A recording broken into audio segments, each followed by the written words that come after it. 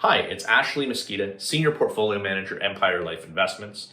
Now that the US election is completed and the results are mostly in, or at least we have a pretty clear picture of what they're going to look like, I thought I'd record a quick video to share some thoughts and some updated thoughts, I guess, on where things are likely to go or what the things that we're watching for. So let's start with where we are today. At this moment, unless something very surprising happens, Joe Biden will become President-elect Joe Biden, and Kamala Harris will become Vice President-elect Kamala Harris, and the usual acts of transition, starting to prepare cabinet appointments, think about who they're going to be appointing to cabinet, who they're going to be appointing to senior administration posts. That process starts to roll on from here. The Senate at the moment is unclear who's going to be in control of the Senate. The Republicans appear to be ahead, or the Republicans are ahead, 50 to 48. Not all the races are called yet, but it looks like that's going to be what it's going to turn out to be at the moment.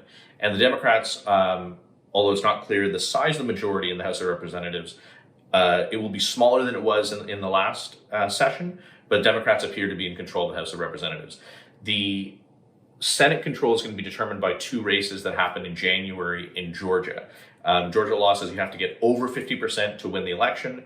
A number of candidates were in the races, and all were held below 50%. So the top two go to this special election in January. That will determine control. So there's two races going on.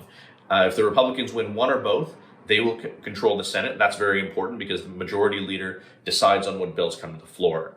If the Democrats win the Senate, then they will win those two races, then they'll be in control of the Senate in a 50-50 Senate, because Vice President Kamala Harris will cast the tie-breaking vote in the event of a tie.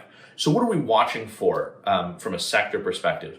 And where are the places that sort of at first blush we're keeping an eye on? Well, the easiest places from an administrative point of view, from an executive branch point of view, so without needing legislation passed through the House and then the Senate and then signed by the president, if you want to just act from a presidential executive point of view, the places you would tend to have more power are places like financial services, where you make appointments to the chairman and members of the Fed, where you make appointments to places like the Office of the Comptroller of the Currency. All of these different regulatory bodies have impacts on banks and financials.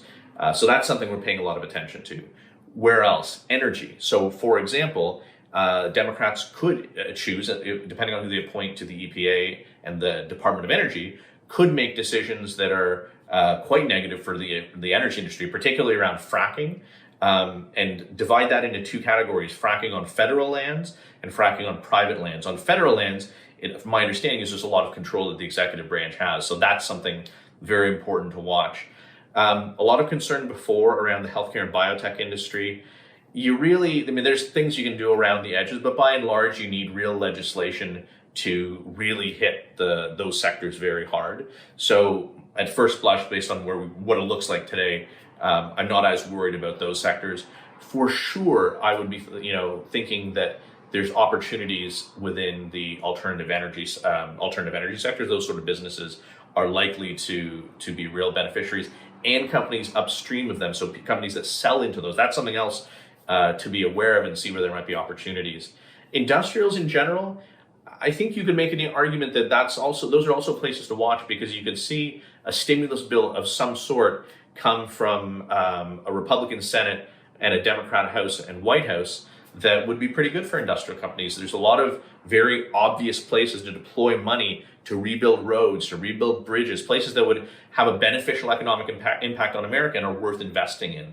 So those are things we're contemplating as well. So where do we go from here? What we're watching for are who are they appointing to cabinet positions.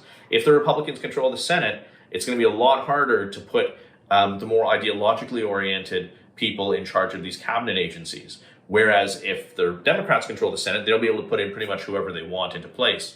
So that's, I think, something that we're going to be paying a lot of attention to see who are the people they're putting into place there. And then, of course, the Georgia Senate elections are quite important from here. So that's about it. I'll have more for you as time passes, but I just thought I'd offer a quick update, and look forward to speaking with you again soon. Hope everybody stays safe and healthy.